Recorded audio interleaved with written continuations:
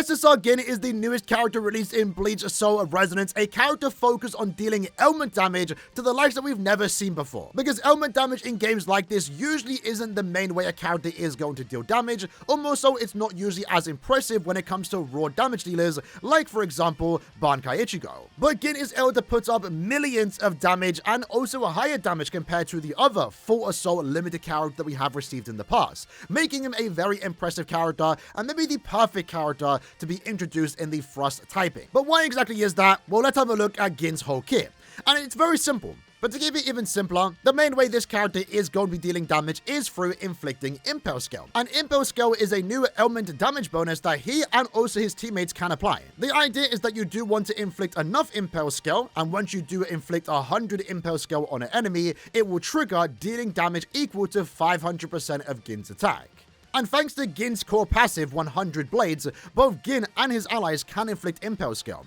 Gin will inflict Impel Skill on all of his attacks, however for his allies, his teammates, only their special attacks, techniques, battlefield skills, ultimates, and counterattacks can inflict Impel Skill. So basically everything but their basic attack. And the reason why this is such a big deal is because Gin isn't always going to be on the field. Bleach Soul Resonance is a team rotation game where you're always switching out your characters. You will at times go to Kisuke, Rangiku, or any support character in the future to provide support effects. At times you will switch out to Aizen or Kaname to deal sub damage when Gin's on cooldown. And any attack that they are dealing, minus their basic attack, will be contributing to Gin's main way of dealing damage, again that being Impel Skill.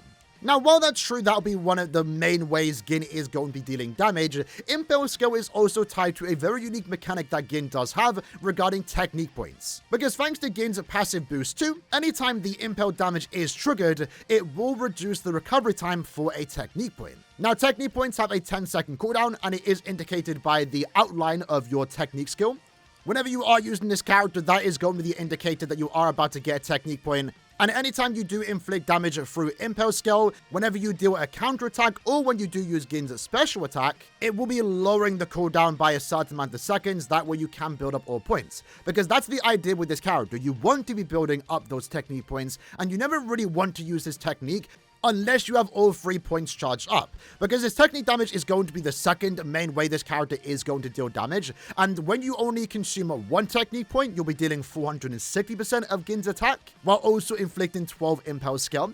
When you consume 2 technique points, you'll be dealing upwards to 920% of Gin's attack, while also then inflicting more Impel Skill, 24 to be specific. And then finally, when you consume all 3 technique points, you do deal damage equal to 1,840% of Gin's attack, and also then inflict more Impel Skill, that being 36. So the main rotation with this character is really just dealing damage and saving up as much technique points until you have 3, which will then give you access to the charge effect, which is then capable of dealing a lot of damage. And one great thing too is that when Gin is charging, he is completely invincible. You can also in a way use it as a defensive move if you really want to. But of course the main purpose here is to be an offensive attack. Unfortunately too, even though the charge up is a small amount of time, it will track down the enemy that you are locked onto, so even if they do run away or gain some distance between you while you are charging up, you will instantly track them down and make sure you get full use of the 3 technique points that you are using to activate this very powerful attack.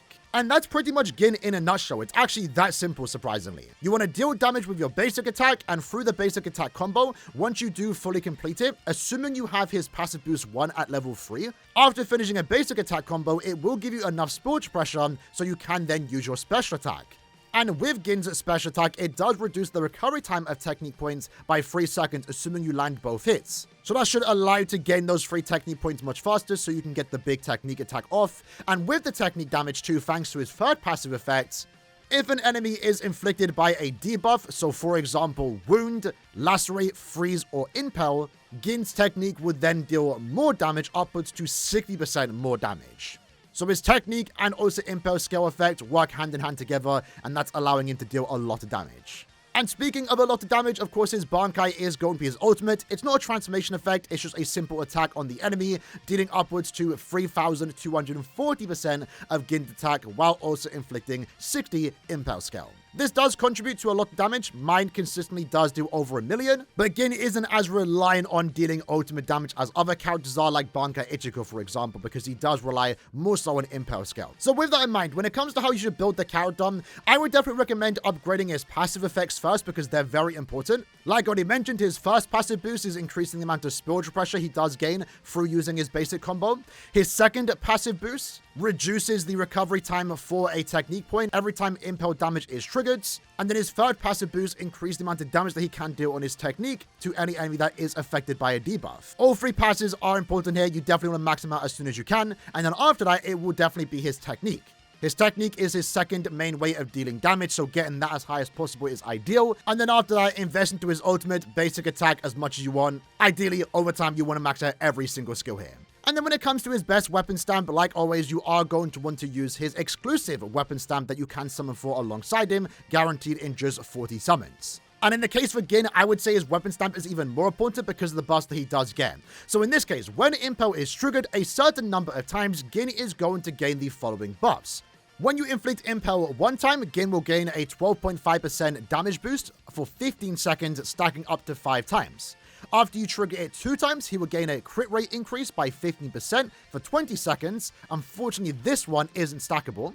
But once you do it trigger impel 3 times, Gin can then perform a special counterattack. And this counterattack can deal upwards to 800% of his attack, inflicting also 50 impel skill and also gaining 1 technique point. This might be the best part about his weapon, just allowing you to deal a special attack that you don't otherwise have if you do not have access to this weapon stamp. But it also further boosts the 2 main ways he is going to be dealing damage through impel skill and also his technique. And the last effect is that attacks from Gin's team inflicts impel skill at a 30% higher rate, so again just contributing to his impel skill damage. Unfortunately, if you do not have access to this weapon stamp, your next best thing is going to be Piercing Thrust, which overall increases your attack by 15%. It can get higher through duplicates for 12 seconds after dealing thrust damage. Not that good, and it doesn't really contribute to the main way Gin is going to be dealing damage here. So very crucial, if you are using Gin, you are going for that weapon stamp. When it comes to the core stamp, his main core stamp, Buto Renjin, is going to offer these following effects. Increases technique damage by 50%, ultimate damage by 75%, and increases element damage by 20%. And if the target already has a debuff, let's say you're using Kaname and you inflict wound, for example, element damage dealt by Gin is increased by an extra 30%. His core stamp is also very good, but also very simple, just over increasing damage through everything. Technique, element damage, and ultimate damage. And if you don't have access to his core stamp as of right now, we are going to get an update in 2 days' time, so it should be a lot more easier to get. But if you are looking for an SR alternative, in this case, use Still Want to Fight, because every time you deal damage with a technique, it triggers an additional attack of the same type, dealing damage upwards to 33% of the current technique. Nowhere nearly as good as his SSR core stamp, but it's your next best thing to use. And then lastly, when it comes to the recommended stamp set, you want to use the Mukin Visage. This is a new stamp set specifically for Gin. The 2-piece set is going to increase Gin's element damage by 50%. And then the 3-piece set is every time a debuff on an enemy is triggered, the character's thrust damage is increased by 1.5% for 10 seconds, stacking up to 10 times. And after reaching 10 stacks, technique damage and ultimate damage is increased by 25% respectively. So a really good stamp set for Gin, increasing his element damage, increasing his technique, and also ultimate damage, which as you can see from the core stamp and the weapon stamp are the 3 main ways that Gin is going to be dealing damage in game. Now this stamp set is also very important for the main 2-piece set, increasing element damage upwards to 50%. Because thanks to the current Gin event that we have right now, we can get access to a new bond set, one that does include Gin and also Rangiku. At max bond effect, it increases technique damage by 32%. Which is really good. But when your element damage bonus is equal or higher than 150%, element damage is increased by an extra 40%. So it's very important when building Gin, you strive as much as possible to get above 150% element damage bonus. So the best ways to do that is again on the stamp set. His first stamp set, you want to go with attack percentage. The higher the attack, the more damage impel scale is going to deal. And then through the advanced stats, the things you want to look out for is element damage bonus. I think that's the most important one. But anything that relates to crit rate, crit damage, attack percentage, and at the very least ultimate charge rate are also going to be very good. I would say the 2 most important ones are element damage and attack percentage, but again, crit rate, crit damage, you can never go wrong with. My first piece, for example, does have element damage bonus at 20%, so it's an overall good piece, could be better, but we are working what we have here. The second piece, you can go with crit rate, crit damage. Again, any attack percentage increase is going to be great here. Also, once more looking out for element damage. My piece in particular, not really the greatest. However, I did get 2 level ups in the element damage bonus, which is very good because that is the main way I am trying to deal damage with Gin here. And in a way, while it might not be the most optimal build, if you do get a piece like this where you really only have 1 good level up, that being element damage, it's honestly fine. Element damage is the main way this character is dealing damage, so even if the other advanced stats aren't nearly as good, it's a good piece for the time being. In the future, I am going to want to change this and upgrade it to include better substats, attack percentage, crit rate, crit damage, but I'm finding really good success even with this particular build. Assuming you get lucky just in the element damage bonus. But speaking of element damage bonus, of course, the 3rd slot to your stamp set is going to want to have element damage as the basic stat. At level 25, it does provide 68%. I believe at level 30, it does go up to 80%. So this will be the main way you do gain extra element damage. And this piece is actually really good as it does offer crit rate, attack percentage, and even more element damage. I'm literally getting 80% from this piece alone. And in total for my build, that allows me to have 180% element damage. So through the bond set, we now are gaining extra 40. So 220% more element damage. And that's the most important part. Like I said, anything else is extra. Attack percentage increase, crit damage, crit rate. They're all good, but element damage I think is the most important stat you want to look out for when it comes to building Gin. Now, when it comes to the best team that you can currently use Gin in, you have access to 2 options when it comes to sub-DPS, tactic roles, and also support roles. The generic go-to team as of right now can consist of Kisuke and also Kaname. Kaname is going to work as your sub-DPS, who also allows Gin to deal more damage when it comes to element damage, impel scale in particular, while he himself is also dealing millions of damage from his wound stat as omen effects. Additionally, with Kaname and also 2 other characters in the team, 2 thrust characters which Gin does fulfill, you are also then getting 30% more thrust damage. Kaname is replaceable with Aizen, and Aizen is going to be a better sub-DPS, but it really depends on the content that you are using him in. If you're doing events, daily quests, if you're doing the weekly boss fights, if you're just playing normally, this is going to be Gin's best team in my opinion. But when you are required to use multiple teams for a piece of content, like Frenzy Feast for example, well then Aizen is going to be more ideal in a spirit team, and instead that's where you can throw in Kaname. So for the most part, again, you're going to be switching between Aizen and Kaname as your sub-DPS. And when it comes to your support character, right now, for the time being, it's always going to be Kisuke. In the future, we are going to get an Ssr Bankai, and she is going to fulfill the role as a support unit, very similar to Momo for spirit teams and Yachiru for slash teams.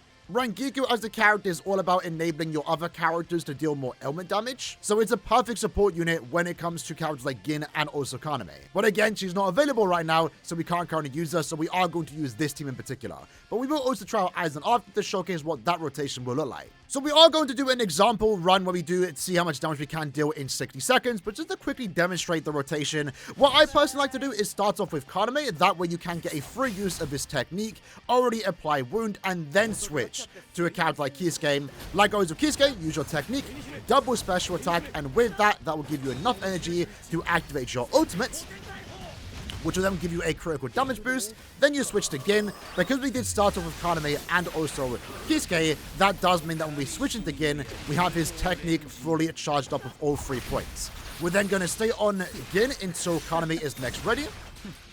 You can choose to switch out whenever you want to. You can stay in if you also want to. Personally, I like to use all 3 of my technique points, then switch back into Kaname. Do his battlefield skill, technique, and that is pretty much the rotation. You repeat it after that. So let's use our technique again. We got another infliction of impel. Switch back into Gin. Use our basic combo. Like that. Let's use our special attack and then charge it up. And if you want to use your ult, you can. You know, you don't need to hold it. This is going to do a lot of damage here, around 1 million plus. They go just above 1 million. Then we go back to Kaname, and by this point, depending on how you have built him, you should have his ultimate ready, where you can then use that. This is the most screen time Kaname is going to see on the field. We're going to use his ultimate again. Then we're going to use his technique. Going to do a lot of damage. Right now we're on 15 million. And then we're going to finish up with the technique again. And if you need to, go back to Kisuke to reapply the boost. And then go back to Gin. And at this point, you have everything ready. You can use our counter attack. And then fully charge up the technique once more. And just from this alone, we're looking at just under 20 million damage. Now above 20 million damage. It's a very easy rotation. And it's thanks to how the characters do work. Gin wants to take up a lot of screen time presence. At the same time, he doesn't, to be fair. Whether Gin is on or off field, he's always providing damage and bust to himself because of the way Impel Scale does work. Kisuke, you just want to use the technique, ultimate, special attacks, and then Kaname. Anytime he's ready, you just use his technique, battlefield skill, and then switch out. So we did 20 million damage. Let's actually go ahead and reset, keep the enemy at level 70, and now see how much damage we can do in just under a minute's time. So we're going to start off with Kaname, use his first skill, switch into Kisuke, and you can try and be as fast as you can with this one. That way you can get more damage with Gin when he's on fields. But I keep using our basic attack. Do that. Let's use our technique.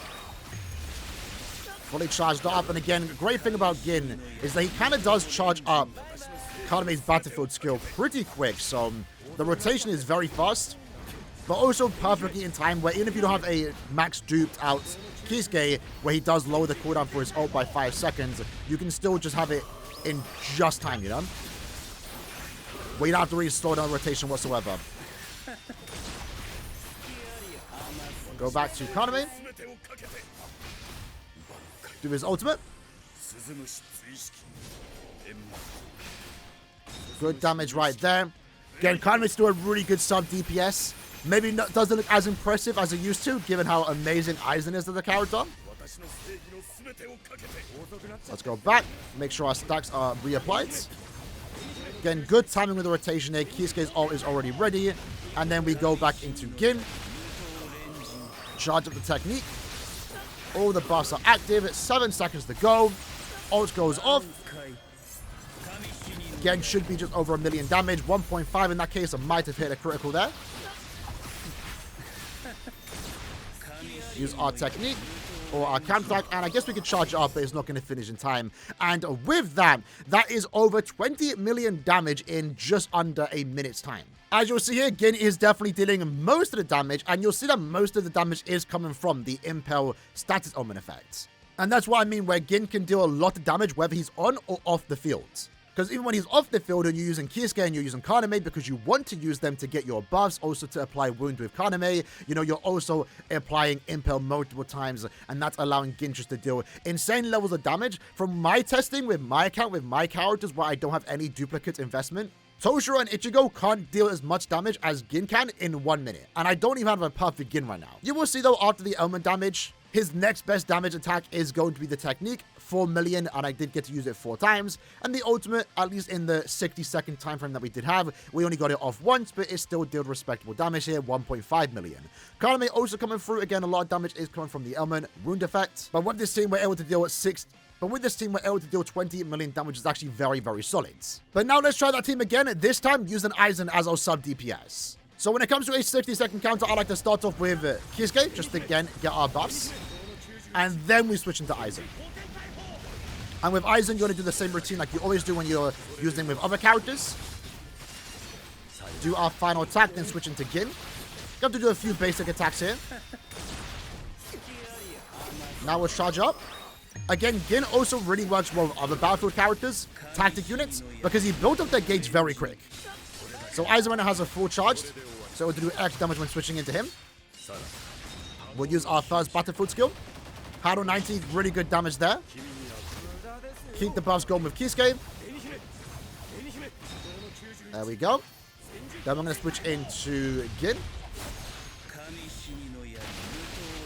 Good damage right there. Again, Aizen is ready to go, and his charge is fully charged up. Now we're on. Use double technique.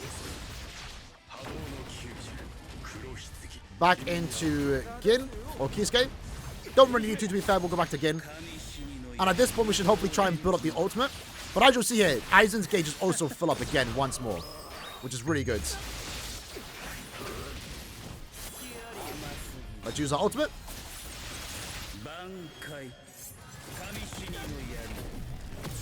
1.2 million damage there, and then we go back into Aizen, but we're also then going to deal million damage. 3 million already. 4.8 million there. And we still have 10 seconds to go, so we might as well go back to Gin, I guess, to do that little bit of extra damage. In this case, we don't unfortunately get to use our technique once more, but it was close enough. And in that case, it's actually very similar damage output. What you're going to notice here, however, is that even though we still technically dealt 20 million damage when we switch out Kaname for Aizen, Aizen then deals more damage because it's Aizen. But it also does lower our damage output for Gin, because he's taking up less screen time presence. And also, no one else in this team is inflicting any stat elements. And also, we don't have Kaname to rely on to inflict element damage, for example. So with Kaname on the team, he does deal less damage than Aizen, but it does allow Gin to deal more damage. And then when you switch into Aizen, Gin deals less damage, but Aizen then makes up for it with his damage output. Regardless though, both teams are actually very good here. I would definitely say the Mono Thrust team is going to be better, especially with the inclusion of Rangiku that's going to further boost our element damage. But you can really pick and choose what team you do want to use here. Again, for me, when it comes to daily quests, when it comes to the weekly co-op quest, when it comes to the weekly boss fights, I am going with this particular team. Right now, it is my go-to team because I just like the idea of using Gin and Aizen together. But when I do have to use multiple teams to clear content, then I am going to go with the Mono Thrust team, at least with Kaname and also Gin. Really cool, by the way, that Gin does have options here to use his fellow traitors, I guess you could say, Gin and also Kaname. Them being his go-to sub DPS, I think is very convenient. Maybe it was intended, I don't know, but I'm a big fan of it. But with that said, that's the breakdown for the new Ssr Thrust type Gin. An honestly amazing character, super fun to play around with, and what I like most about him in a way is how simple he is. Not that Aizen and also Toshiro are super complex, but when you first read their kit, it was a lot to take in. With Gin, it's just fairly simple. You go in, use your attacks, switch out when you can, reapply your buffs, and even when he isn't on the field, he's dealing damage. What I also like most about this character is that the main way he is dealing damage is through element damage. We kind of saw the signs of how good element damage could be with a character like Kaname, and I do like that element damage is a potential consistent way characters can deal damage in this game and still be competitive in a sense compared to other main damage dealers. A lot of games that I do play, element damage is always a niche. It's never really able to be the best of the best in terms of dealing damage, but right now with Gin, he is dealing insane levels of damage, more than most characters in this game. So that tied to the fact he has very fun visuals, he has a good team to work with, Aizen or Kaname, and is potentially going to get better in the future with the release of an Ssr Rangiku, makes him an overall solid character, and a character I definitely don't regret summoning for. I said it before with Ichigo, Aizen, and also Toshiro, I'm really liking every single new character that has come out. They've yet to disappoint me, and Gin is another example of a character done very well in my opinion. From a meta standpoint, a gameplay standpoint, but even a lore standpoint with how you expect Gin to play in a game like this. Either way, in the comments below, let me know what you like to feel about Gin, and I'll see you guys next time. Take care and peace.